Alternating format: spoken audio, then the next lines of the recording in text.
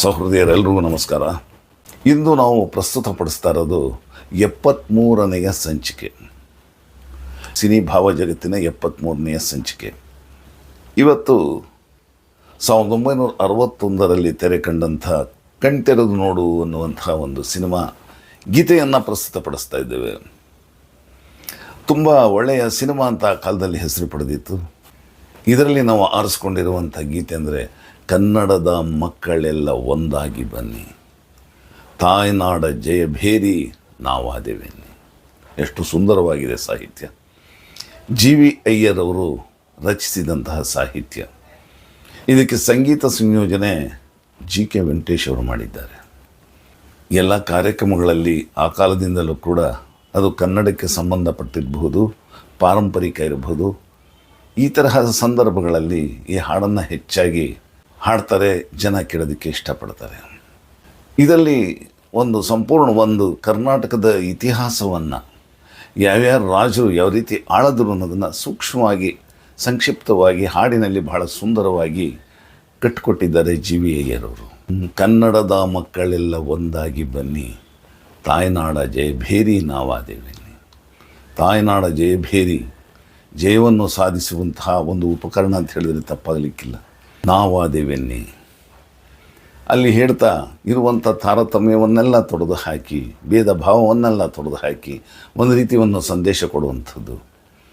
ಅದರ ಜೊತೆಗೆ ಈ ಪರಂಪರೆಯನ್ನು ಹೇಗೆ ಬಂತು ಅಂತ ಹೇಳುವಂತಹ, ಸೂಕ್ಷ್ಮವಾಗಿ ಹೇಳುವಂತಹ ಸಾಹಿತ್ಯ. ಗಂಗ ಕದಂಬಾದಿ ಚಾಲುಕ್ಯ ರಾಷ್ಟ್ರಕೂಟ, ಯಾರ್ಯಾರು ಆಳಿದ್ರು, ಹೇಗೆ ಆಳಿದ್ರು ಅಂತ. ಗಂಗರು,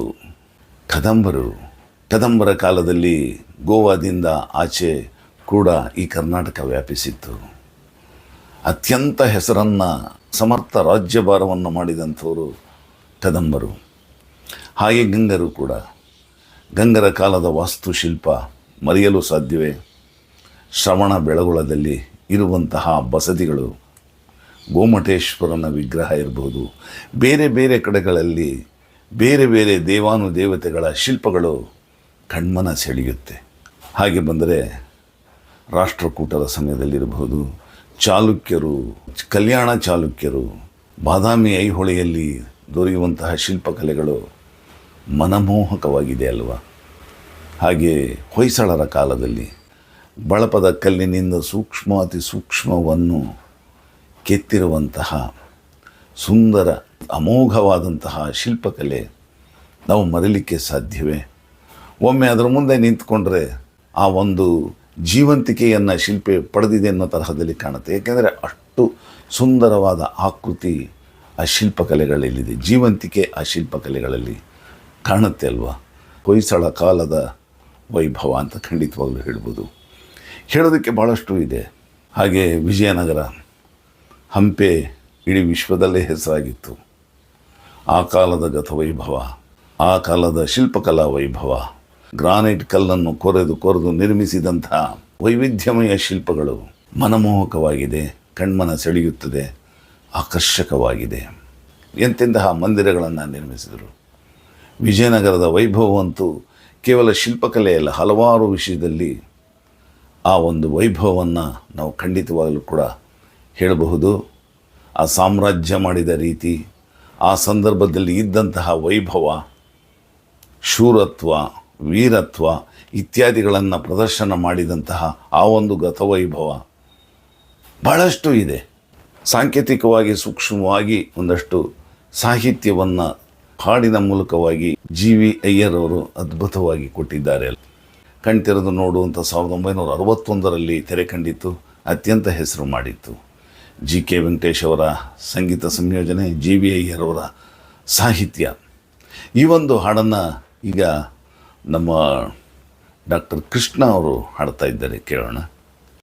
ಕನ್ನಡದ ಮಕ್ಕಳೆಲ್ಲ ಒಂದಾಗಿ ಬನ್ನಿ, ತಾಯ್ನಾಡ ಜಯಬೇರಿ ನಾವಾದವೆನ್ನಿ. ಕನ್ನಡದ ಮಕ್ಕಳೆಲ್ಲ ಒಂದಾಗಿ ಬನ್ನಿ, ತಾಯ್ನಾಡ ಜಯಬೇರಿ ನಾವಾದವೆನ್ನಿ. ಕನ್ನಡದ ಮಕ್ಕಳೆಲ್ಲ ಒಂದಾಗಿ ಬನ್ನಿ, ಗೆಳೆತನದ ವರದ ಹಸ್ತ ನೀಡಿ ಬನ್ನಿ, ಮೊಳೆತಿರುವ ಭೇದಗಳ ಬಿಟ್ಟು ಬನ್ನಿ, ಗೆಳೆತನದ ವರದ ಹಸ್ತ ನೀಡಿ ಬನ್ನಿ.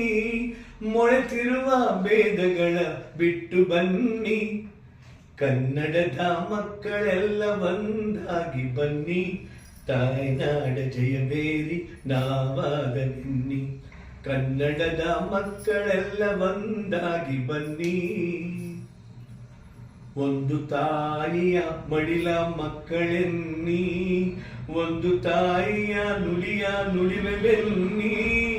ಒಂದು ತಾಯಿಯ ಮಡಿಲ ಮಕ್ಕಳೆನ್ನಿ, ಒಂದು ತಾಯಿಯ ನುಡಿವ ನುಡಿವೆ ಬೆನ್ನಿ. ಕೀಳು ನಾವೆಂಬುವರ ಕಣ್ತೆರೆಯ ಬನ್ನಿ, ಬೀಳು ನಾವೆಂಬುವರ ಬಾಯಿ ಮುಚ್ಚ ಬನ್ನಿ.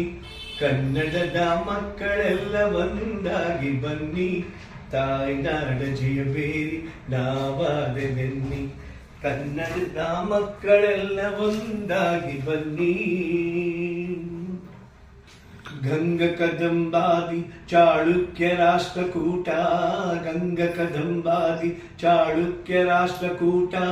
ಯಾದವ ಭಲ್ಲಾಳ ವಿಜಯನಗರ ವೀರರ ಗತವೈಭವ ಸಾರುವ, ನವಶಕ್ತಿಯ ತುಂಬುವ ಭುವನೇಶ್ವರಿ ನೀಡುವ ಸಂದೇಶವ ಸಾರುವ. ಕನ್ನಡದ ಮಕ್ಕಳೆಲ್ಲ ಒಂದಾಗಿ ಬನ್ನಿ, ತಾಯ್ನಾಡ ಜಯಬೇರಿ ನಾವಾದ ಬೆನ್ನಿ. ಕನ್ನಡದ ಮಕ್ಕಳೆಲ್ಲ ಒಂದಾಗಿ ಬನ್ನಿ. ಜೈ ಭುವನೇಶ್ವರಿ.